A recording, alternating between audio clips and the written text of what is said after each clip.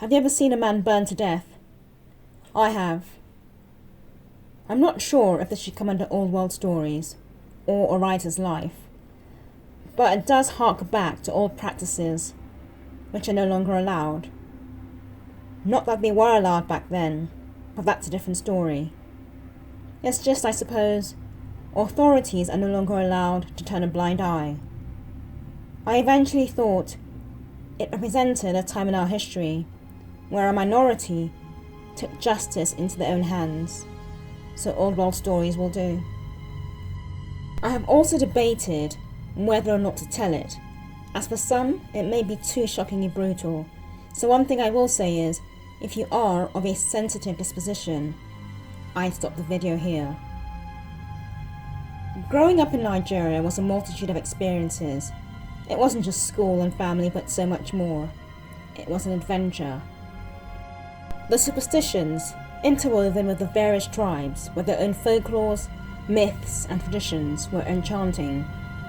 I grew up in a dictatorship, and whilst there was nothing romantic about it, it was a time of great change, as we had coup after coup, and would observe, with amusement, as a new regime change came in. I guess for me it was fascinating, but you could always look upon these events with wonder and fascination when you were living comfortably. On this day was a sunny afternoon, very normal in that part of the world. My mother, myself and the driver were heading to the home of relatives on Victoria Island, and there was good news, as there was to be a wedding, and there is nothing Nigerians love more than weddings and celebrations. I was particularly excited, as I'd been chosen to be a flower girl, and I was going to get fitted for a dress. It would be so much fun, as I would get to see relatives and cousins I hadn't seen for many months. And that's when, in those moments of euphoria, life happens. As we were turning a corner, the junction that would take us past the Atlantic Ocean, or the Bight of Benin, there was a change in the air. My mum must have noticed, as she put her hand on my knee and squeezed. The driver glanced at us in the rearview mirror, as though wanting to see if we'd noticed the undercurrent, but there was nothing to be seen. Everything seemed calm, at first. There were a few roadside sellers and people carrying goods loitering about, all very normal, but the feeling in the air persisted. I guess the universe, fate, God, whatever or whomever you believe in, tries to prepare you for the worst. Then, a low exclamation came from the driving seat. The driver's voice was low, and he tried to keep his tone calm and non-urgent, but I was no fool. I spoke and understood the local language perfectly.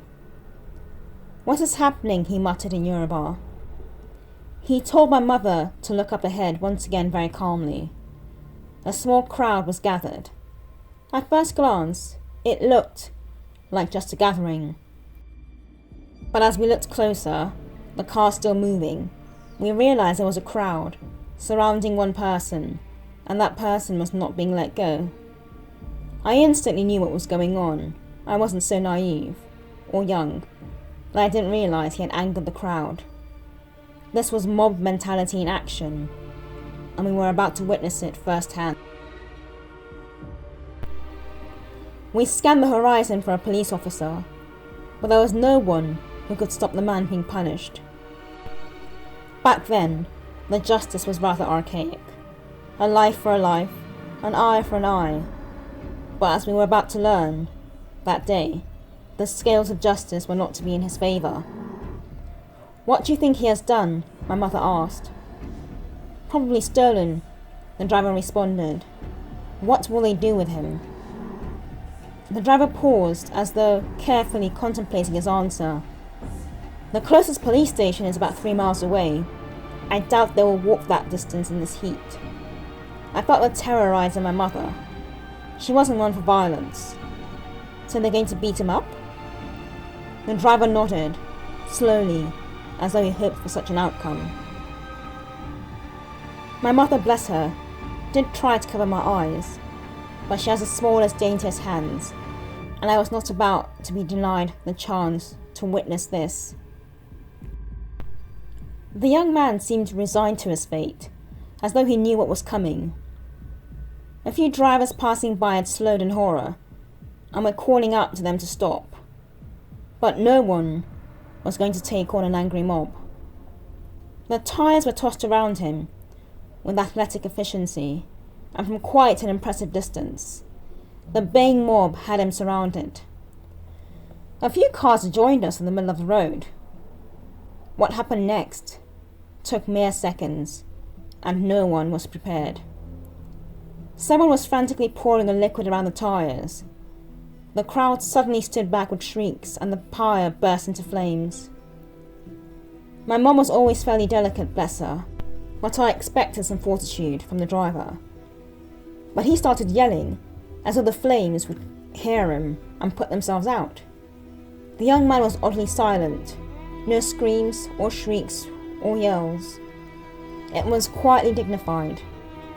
The mob began quickly vanishing, their courage suddenly leaving them, their bloodlust satisfied. They dashed across the street, while some ran along the beach. "What can we do?" my mum asked. I was no medical expert, but I was fairly certain the man was dead. "The police will catch up with them," the driver responded.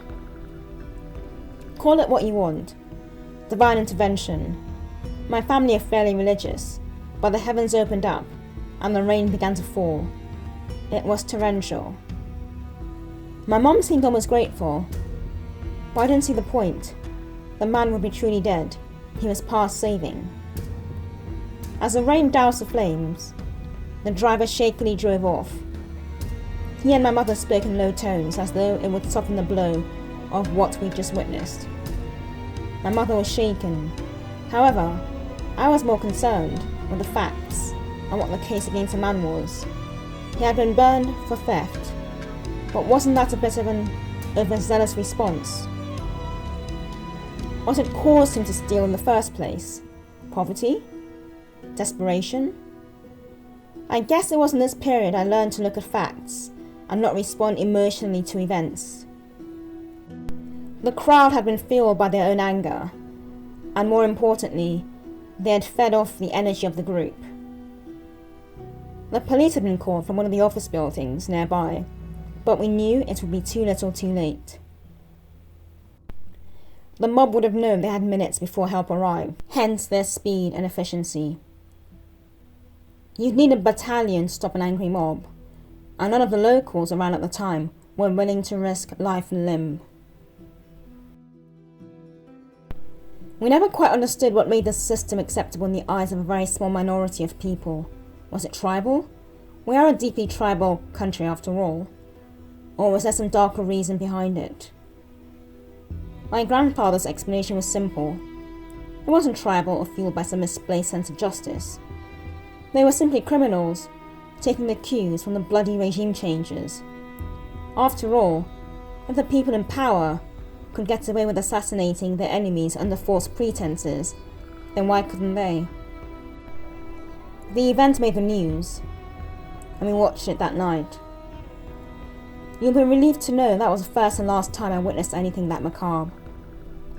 I hope you've somehow tried to enjoy this, and it wasn't too jarring for you.